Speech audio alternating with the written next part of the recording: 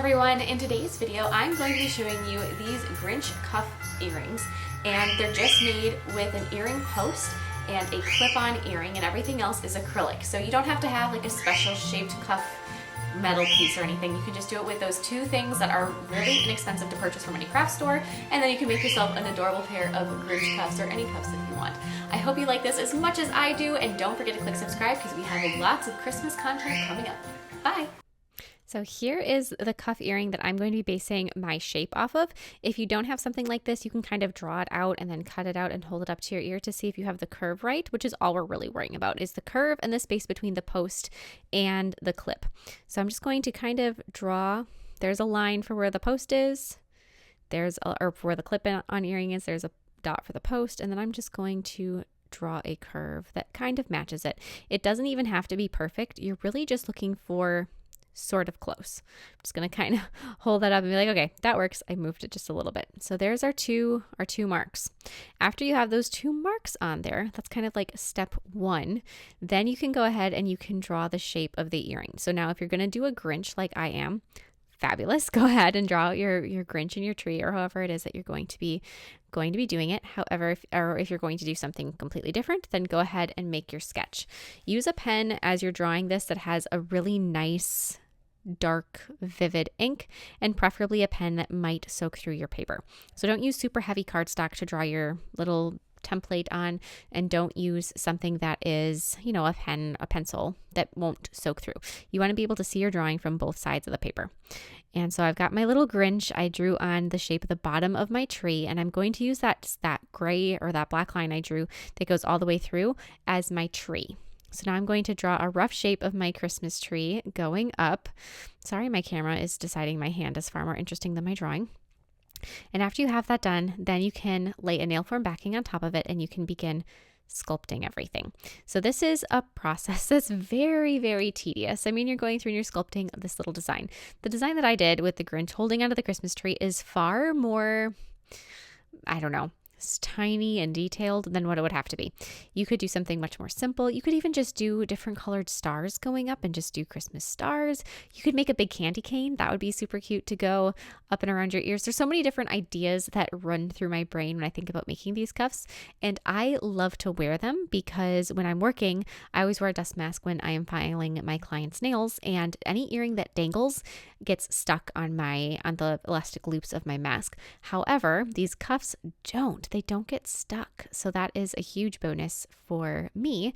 Plus, I like something a little more interesting than just a stud earring. I like it to have a little more jazziness. So this is just a really good kind of happy medium for me because it doesn't dangle down, get caught in my elastic, but it's still a little more extra than just a simple stud. So I've got my darker green of my tree. Because my Grinch is going to be a really bright green or a brighter shade of green, I don't want the tree to be too bright, so I went with more of a rich emeraldy type of a green instead, or a forest green for the tree. I'm going to carve that all the way down. The long trunk of my tree is going to be kind of in front of the Grinch's body because he's holding it. So that's why I sculpted that first, and then I'm letting that cure. Now I've got the star on the top of my tree. I'm going to be using a really bright yellow.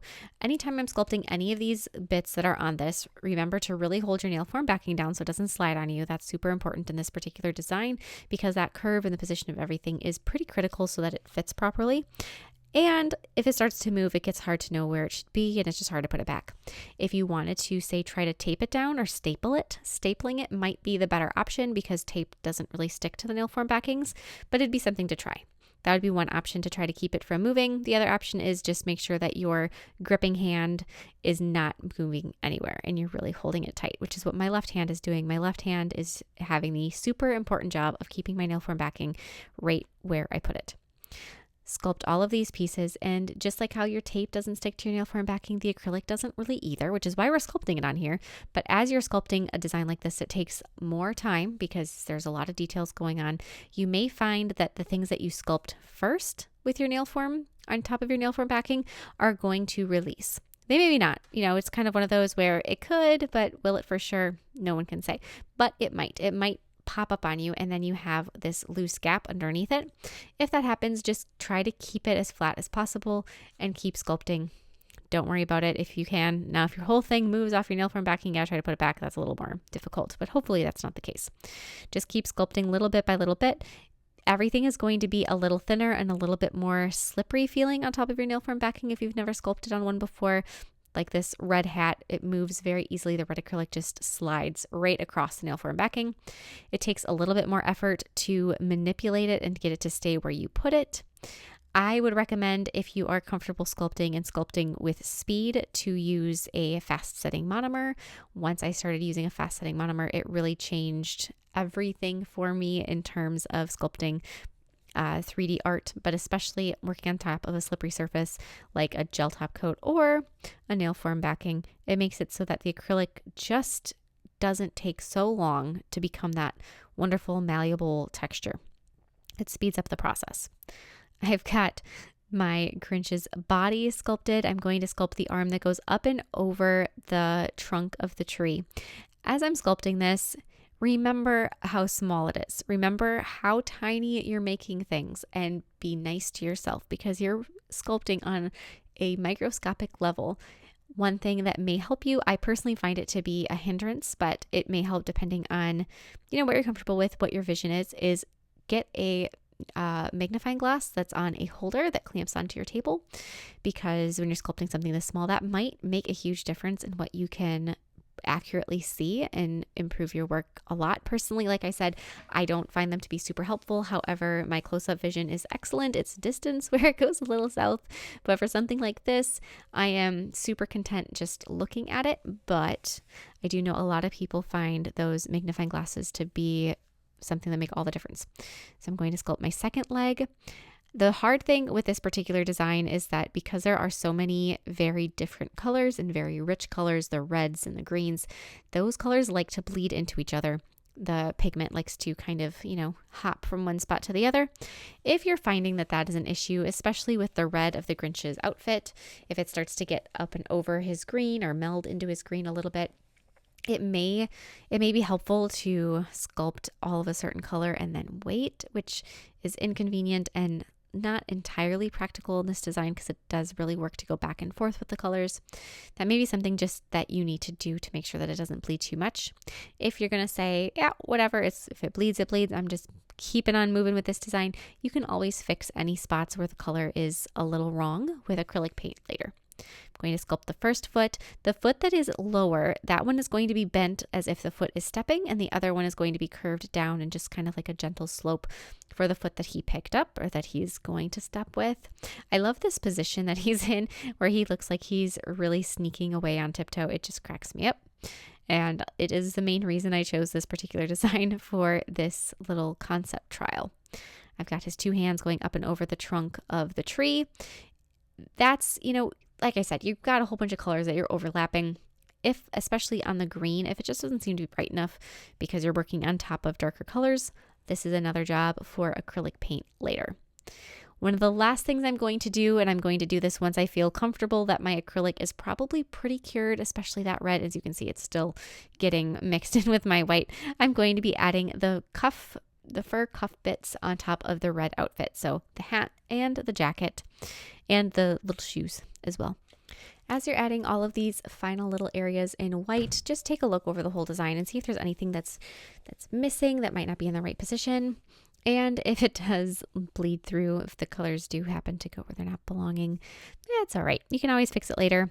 The hard part with fixing it later is just if sometimes for some people working with acrylic is easier than working with a paint product. It's just the texture of it feels a little bit easier to use. I'm actually one of those people for painting on these little designs. So I want to minimize the amount of painting that I have to do. However, if it has to be done, it has to be done. I've got the trim on his hat and his coat, then do his shoes, little bits of white, and then remember that you have to flip your paper over and repeat the whole process for your other cuff. So you want to flip your paper over so the image is inverted. So once you think you're done, check yourself again and start over from the beginning. The one thing that's kind of reassuring when you're working on a design like this and it seems like it's taking forever and it's tedious and all of those things that run through your head where you begin to regret starting something, at least if you're like me, all of a sudden halfway through a project, you're like, why did I think this is a good idea? Think about the fact that a pair of earrings like this, or if you're making a necklace or something like that, that may become more tedious or more time consuming, but especially earrings because you got to do it twice. You don't only use it for a certain amount of time. It's not only something that's on your nails and you're going to remove them in 3 weeks. This is something that you can keep, that you can wear year after year, that you could potentially share with somebody. That reminder gives, at least me, the kind of reassurance to keep working on it because it feels so much more permanent. So it just seems like it's more worthwhile. And then you keep going. So I'm going to flip my earring over. Once it's all done, the acrylic is done, I'm going to attach the post to the place on the back of the little design of the little drawing where the post is supposed to be. You can see like where on his body that your post was positioned. Attach that first with some nail glue and then overlap the base of the post with some clear acrylic and apply clear acrylic over the whole cuff, just over the back all the way until you get to about the place where you will attach the clip. Now that you've got that clear acrylic has cured and it's all done, grab your clip-on earring bottom or base, and you're going to figure out where that's going to be. Unfortunately, it is going to show, at least some. It's just kind of the way that it is in this particular design. There would be ways of designing a pair of earrings where it wouldn't show. I don't mind that it shows. It's just silver and it kind of disappears, so it doesn't really bother me. But I'm going to attach that to the top of my tree. Again, look at your drawing, look at where it's positioned on the drawing so that you know where to put it on here. I know it goes just below the star. The other benefit of placing it where I did just below the star is that that is going to be the weakest point of this design where that star attaches to the top of the tree. And by adding all of this clear acrylic to attach this clip on, then you're going to be adding a lot of strength to what is the weakest part besides the little legs. But the little legs aren't going to get much like prying pressure on them, so I'm not as worried about those, especially once they have clear acrylic across their back. Once your earrings pieces are attached, once your hardware is in place, go ahead and do all of the detailing with acrylic paint. This is, I'm going to repeat myself here, are you ready? Tiny, okay? It's so small. So give yourself a break. It's, probably not going to be perfect because you're painting on such a small scale that it's difficult. It's very hard. So do your black outlines the best that you can. I recommend using acrylic paint that has been diluted and using craft paint that starts out on the thinner side. Different brands are going to be thicker or thinner. I know that the brand Folk Art, and I don't know if these brands are available everywhere, but that particular one I don't like to use because it's thick. At least to me, it's too pasty feeling. I like the one, I like Americana. That's my favorite. Deco Art's okay. Ceramcoat. Those are all like good ones. I feel like texture wise to use for something like this because the paint texture starts out very thin. It's a very thin viscosity. That is a great paint for doing something along these lines. If you want to do a canvas and you want to have some texture and some heaviness to it, then you can use a medium body or something along those lines. But for this, you want it to be nice and thin. And then we're going to thin it out more with some water. You can either just pour a bit of water into your bottle and shake it up. I do that all the time for my paint that I'm using for nail art because I know I want it all to be thin. Otherwise, you can just take a little bit of paint on your brush and then dip it in water. Dip the paint covered brush in your water, and then I use my thumb to mix it. It's non-toxic, so that's fine. Don't do that with gel products or with acrylic, like L&P acrylic, but for this, it's a-okay. I'm going to use black paint to do all my outlinings. I'm going to use some white to brighten up the white areas, some red to brighten up the red, green to brighten up the green on the Grinch, some yellow in his eyes, some black in his eyes, and that's where I'm going to leave it. I'm not going to do any further detailing. I'm not going to go as crazy as I would if this was a bigger Grinchy creation because I don't have the space or the need for it because it is so small. I'm going to glob on dabs of some jewelry gel onto my tree, onto my green decorated Christmas tree. Apply some matte gel top coat over the top of my jewelry gel, and then try to remember all the places I put on those globs of jewelry gel and press in some rhinestones. I am not using my fanciest rhinestones. I'm not using Swarovskis. I'm using pretty low quality, cheap ones. I feel like for this particular design, I'm not necessarily going for high sparkle. I'm going for the bulbous colored shape. So if they're not as faceted and as beautiful as a crystal, I think that's okay. So I'm using just a mix of these cheaper rhinestones that I have on hand. I've got pink, silver, red, pink, just kind of a fun mix that I like. And then I'm going to do a dab of jewelry gel and glossy gel sealer on top of my star with a yellow rhinestone. And then you can work on putting them on. These actually go on so easily once you put the post through your ear in your piercing, and then you just kind of like rotate it up, do the clip. I don't even feel like you need to have the backing on the post. I did put it on anyway, just for safety, but I think it's good. They're wonderful and they don't move. I love them. I hope you guys like them as much as I do, and I'll see you all next time. Bye.